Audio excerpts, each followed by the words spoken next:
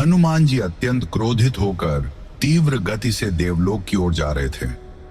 उनके इस प्रचंड रूप को देखकर सभी देवता भयभीत होकर अपने अपने स्थानों को छोड़ कर छिपने लगे।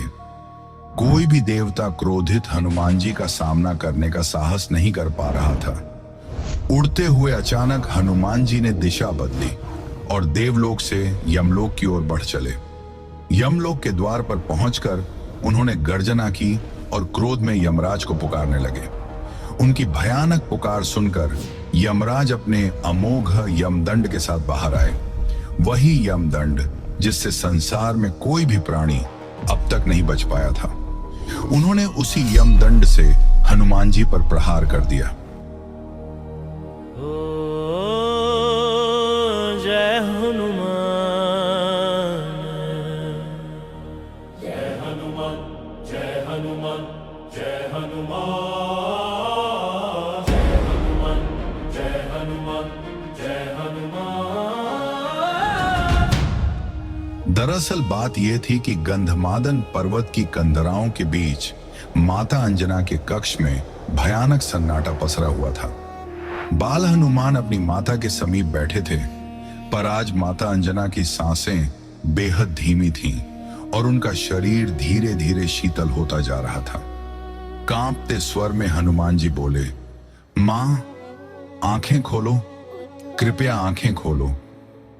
माता अंजना ने अत्यंत कठिनाई से अपनी आंखें खोली और पुत्र के गालों को स्पर्श किया। उनका स्वर एक मंद स्पंदन जैसा था। पुत्र, मेरा समय पूर्ण हो चुका है, अब मुझे जाना होगा। यह सुनते ही बाल हनुमान करुणा और भय से चिल्ला उठे, नहीं मां, आप मुझे छोड़कर कहीं नहीं जा सकती। परंतु विधि का विधान अटल था। अगले ही क्षण माता अंजना का शरीर स्थिर हो गया। यह देख हनुमान जी की आंखों में प्रलय की ज्वाला भड़क उठी। उनका शरीर अग्निपुंज की भांति तपने लगा। उनके भीतर का रुद्र जाग उठा। उनकी एक ही चीख से संपूर्ण ब्रह्मांड कांप उठा। हनुमान जी गरजे, किसने साहस किया मेरी माता को मुझसे छीनने का? कौन है वह जो मेरी मां को लेकर गया? क्रोध और पीड़ा से भरे हनुमान जी अब सिर्फ एक बालक नहीं थे, वे स्वयं महाकाल का रूप बन चुके थे। उनकी भुजाएं फड़कने लगी, आंखों से विद्युत की धाराएं निकलने लगी। उनका तेज सहस्र सूर्य को भी फीका कर रहा था। फिर हनुमान जी ने गर्जना की, यदि मेरी माता नहीं तो यह सृष्टि क्यों, यह ब्रह्मांड क्यों? बताओ, मृत्यु का स्वामी कौन है? आज या तो मेरी माता लौटेगी या फिर इस ब्रह्मांड से काल का अंत होगा। अगले ही क्षण उन्होंने ऐसी छलांग लगाई कि आकाश फट गया। उनकी गति प्रकाश से भी तेज थी। बादल फटते गए और वे सीधे देवलोक की ओर बढ़े। देवताओं ने उनका प्रलयंकारी रूप देखकर आश्रयों में छिपना शुरू कर दिया। इंद्र का सिंहासन तक डोल उठा। वायुदेव भी सहम गए। कोई भी उन्हें रोकने का साहस नहीं कर पाया। परंतु हनुमान जी का लक्ष्य देवलोक नहीं था। वे दिशा बदलते हुए अंधकारमय यमलोक की ओर पहुंच गए। यमलोक के द्वार पर पहुंचकर उन्होंने ऐसी गर्जना की कि यमपुरी की नींव हिल उठी। कहां है मृत्यु का राजा? कहां है यमराज? आज अंजना का पुत्र न्याय चाहता है।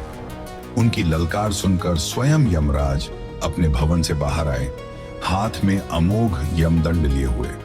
उनकी आंखें भी अग्नि की भांति चमक रही थीं। गंभीर स्वर में वे बोले, हे बालक, तुम काल के नियम को चुनौती दे रहे हो। मृत्यु ब्रह्मा का विधान है जिसे कोई बदल नहीं सकता। यह सुनते ही हनुमान जी का क्रोध चरम सीमा पर पहुंच गया। उन्होंने गदा उठाई और यमराज पर प्रहार कर दिया।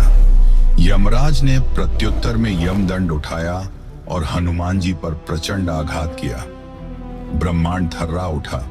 जिस यमदंड के स्पर्श मात्र से प्राणी प्राण त्याग देते थे, वही जब हनुमान जी के वज्र समान शरीर से टकराया तो निष्प्रभ हो गया।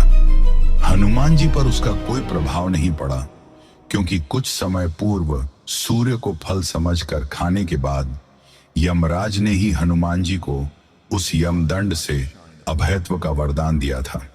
हनुमान जी फिर गरजे, मुझे मेरी मां वापस चाहिए। यमराज मौन रहे। तभी हनुमान जी ने अपनी गदा से ऐसा प्रहार किया कि यमलोक की भूमि कांप उठी। तीनों लोकों में हाहाकार मच गया। ब्रह्मांड का संतुलन बिगड़ने लगा। यह देखकर स्वयं परमपिता ब्रह्मा प्रकट हुए और हनुमान जी को समझाते हुए बोले, रुको हनुमान, तुम्हारा क्रोध सृष्टि के नियमों को अस्थिर कर रहा है। हनुमान जी ने रुदन के स्वर में कहा, मुझे मेरी माता लौटा दो, मैं शांत हो जाऊंगा। परंतु ब्रह्मा जी ने उत्तर दिया, यह संभव नहीं है, तुम वापस जाओ। हनुमान जी अत्यंत दुखी होकर जोर जोर से रोने लगे। उनके विलाप की ध्वनि से तीनों लोकों की आधारशिला कांप उठी। उसी क्षण स्वयं भगवान विष्णु प्रकट हुए। उन्होंने माता अंजना के दिव्य प्राण हनुमान जी को सौंप दिए। जब हनुमान जी अपनी माता के पास पहुंचे तो वह दिव्य प्राण उनके निश्चल शरीर में प्रविष्ट हो गया और माता अंजना के अधरों से पहला शब्द निकला, हनुमान। उस एक शब्द ने हनुमान जी के समस्त क्रोध को शांत कर दिया। यह थी एक अद्भुत कथा और ऐसी ही और कथाएं देखने के लिए हमारी अन्य वीडियो अवश्य देखें। इस वीडियो में हमने आपको बताया क्यों और कैसे शिवजी के क्रोध से जन्मे काल भैरव ने ब्रह्मा का शीर्ष काटकर काशी के अधिपति का स्थान प्राप्त किया।